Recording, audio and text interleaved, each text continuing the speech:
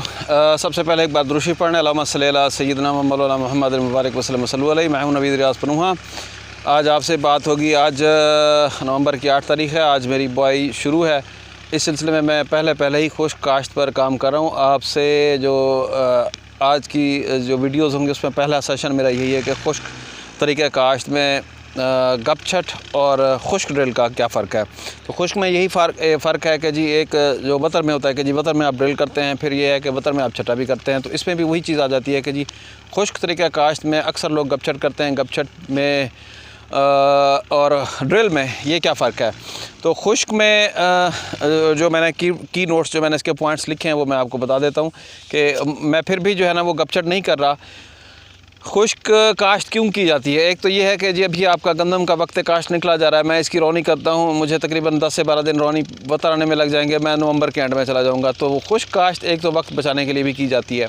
दूसरा ये होता है कि कुछ किस्म ज़मीनों की ऐसी होती है, कलराठी ज़मीन होते हैं जिनमें आप ड्रिल नहीं करते, उगाव नहीं होता, जिसमें आप रिच सोइंग करते हैं या फिर आप गपछटी कर जाते हैं। तो वो ज़मीन के टेक्सचर को देखते हुए भी मजबूरन खुश्क काश्त की जाती है। तो इसमें फिर ये अलहदा सब्जेक्ट बन जाता है कि खुश्क काश्त और उसमें खुश्क काश्त के एडवांटेजेस और डिसएडवांटेजेस और मसाइल, ये अलहदा बात है। ये अगली वीडियो में मैं आपको बताऊँगा। अब की जो डिस्कशन है वो यही है कि खुश्क ड्रिल और इसमें गपछट में क्या फ़र्क है। तो ये जो मैं ड्रिल यूज़ कर रहा हूँ ये डबल कोल्टर ड्रिल है, आपको बैकग्राउंड में नज़र आ रही है। इससे 4 इंच पर, मैं फिर भी 4 इंच पर ही जो गपछट है वो छट्टा ही होता है। छट्टे का जहाँ भी लफ्ज़ आता है तो मैं उससे अवॉइड करता हूँ। तो छट्टे में गपछट की बजाय मैं खुश्क ड्रिल कर रहा हूँ। ड्रिल में मेरी अभी आपको नज़र आ रही है ये 4 इंच वाली डबल कोल्टर ड्रिल चल रही है। इसमें मेरा शरा बीज जो है ना मैं वही 65 kg इसको मैं बीज रख रहा हूँ। जो वैराइटीज़ मैंने आपको बताई थी वही वाली है। तो इसमें फिर फ़र्क कहाँ पर आता है कि जी मैं अगर छट्टा करता और मैं इधर ड्रिल कर रहा हूँ तो मेरा फ़र्क कहाँ पर आता है, मैं क्यों ड्रिल कर रहा हूँ छट्टे करने की बजाय मैं ड्रिल क्यों कर रहा हूँ। तो उसमें एक पॉइंट तो ये है कि जी छट्टे में चाहे आप बतर में छट्टा करें चाहे आप गपछट में करें तो उसमें बीज की यकसानियत नहीं आती, आपका बीज का फैलाव यकसा नहीं होता। कहीं पर मैंने देखा है पिछले साल कहीं पर आपके पौधों की तादाद 350 होती है, 400 भी फ़ी मुरब्बा मीटर में होती है और कहीं पर आपके 200-250 होते हैं। तो जहाँ छट्टे वाले ने जहाँ बीज का छट्टा ज़्यादा कर दिया उसमें कहीं गपछट में भी यही होता है कि कहीं बीज का छट्टा ज़्यादा हो गया तो उस वजह से भी पौधों की तादाद जो है ना वो डिस्टर्ब हो जाती है, यकसानियत नहीं आती। आपको कहीं पर तो अच्छी यील्ड मिल जाती है तो कहीं पर मतलब वो हम एक पर स्क्वायर मीटर के हवाले से मतलब फुटों में बात करें, माइक्रो लेवल पर बात करें तो आपकी फसल यकसा नहीं होती। छट्टे में किसी भी सूरत में ह्यूमन एरर इतना होता है, फसल पूरी नहीं आती। तो ड्रिल में यकसानियत है, जो सीड मेरा यहाँ पर गिराया जा रहा है वो यकसा ही है। अगला पॉइंट ये है कि उसमें खाद का बेहतर और बर वक्त इस्तेमाल है। छट्टे में आप अगर ज़मीन की तैयारी के वक्त छट्टा कर देते हैं ठीक है, वो भी चल जाती है।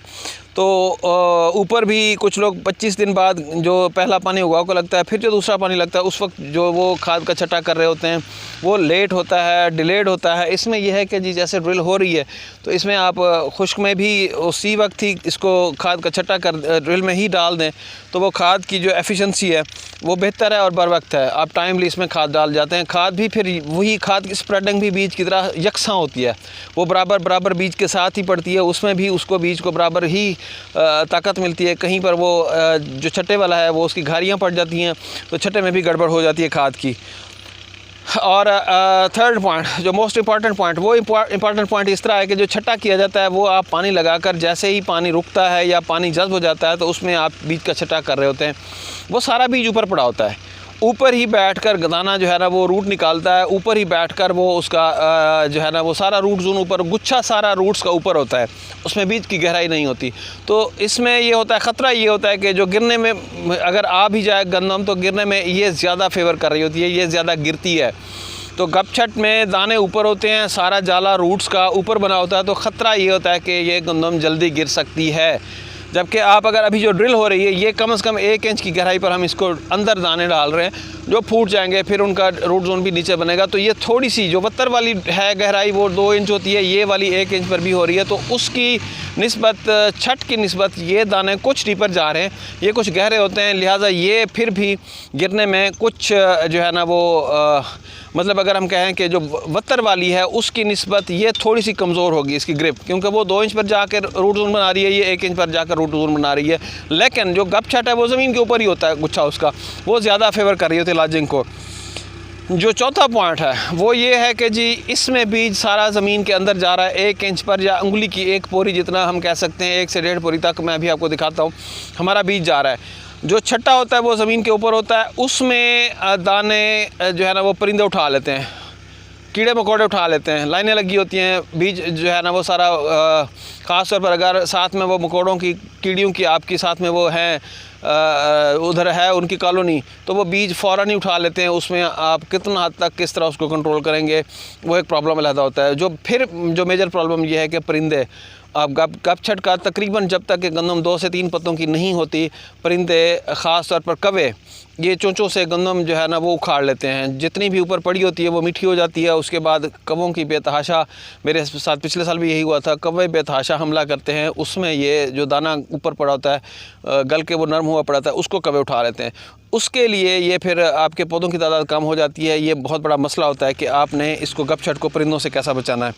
फिर इसमें यह है कि जी उसमें फिर आपकी एक्स्ट्रा हर्डल क्या आ जाती है। जो अगला पॉइंट ये है कि जी एक्स्ट्रा हर्डल ये है कि आपको टेंशन होती है कि यार कहीं परिंदे उठा ना ले जाएं, कीड़े मकोड़े उठा ना ले जाएं। उस पर आपको फिर किसी को अपॉइंट करना पड़ता है जी, वो पटाखे चलाएं, कबों को उड़ाएं। उसके बाद फिर आपने कीड़ों मकोड़ों के लिए दवाई की मैनेजमेंट करनी होती है। अगर आप मिस कर जाते हैं, कहीं गफलत हो जाती है, तो आपकी प्लांट पॉपुलेशन फिर मुतासर हो जाती है।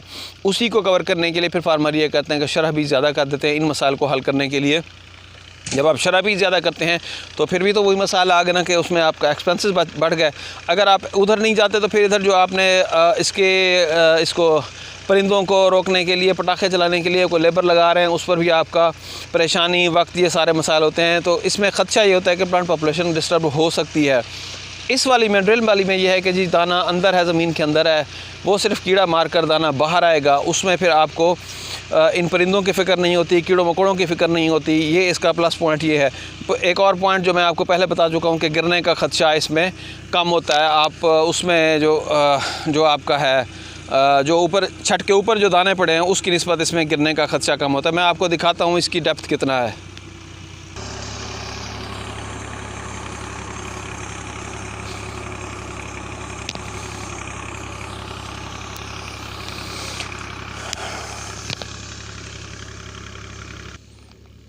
ये देखें, ये आपको नज़र आ रहे हैं ये वाले दाने, ये इतनी डेप्थ पर ये पड़े हुए हैं दाने हमारे, जो हमने ड्रिल की है। पहले ये ड्रिल ऊंची थी, सॉरी ये कुड़िस के ज़रा डीपर जा रहे थे पहले चक्कर में, फिर हमने इसको एडजस्ट किया। तो अब ये यहाँ पर देख लें कि तकरीबन 1 इंच बनती है। यहाँ पर ये दाने इसके पड़े हुए हैं, तो यहाँ से ये जर्मिनेशन कर जाएंगे इंशाल्लाह ताला। ज़मीन हमारी मैला है और इतनी पक्के वाट है नहीं कि इसमें हमें उगाव में मसला हो। तो ये देखें, ये इसके दाने यहाँ पर पड़े हुए हैं। तो इतनी डेप्थ पर हो, इससे ज़्यादा डीपर ना हो, फिर उगाव में मसला हो जाता है।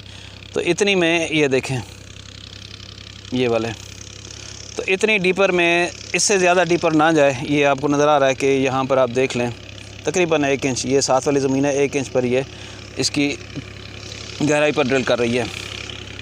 तो ये थी हमारी अब तक की वीडियो कि हमने खुश्क में कैसे गंदम काश्त की है। इसकी फिर उगाव से आपको मैं मॉनिटर करता रहूँगा कि उगाव कैसा हो रहा है, चेक करते रहिएगा। फिर अगली वीडियो में फिर इंशाल्लाह बताता हूँ कि गप छट में और इसमें क्या फ़र्क है। शुक्रिया, अल्लाह हाफ़िज़।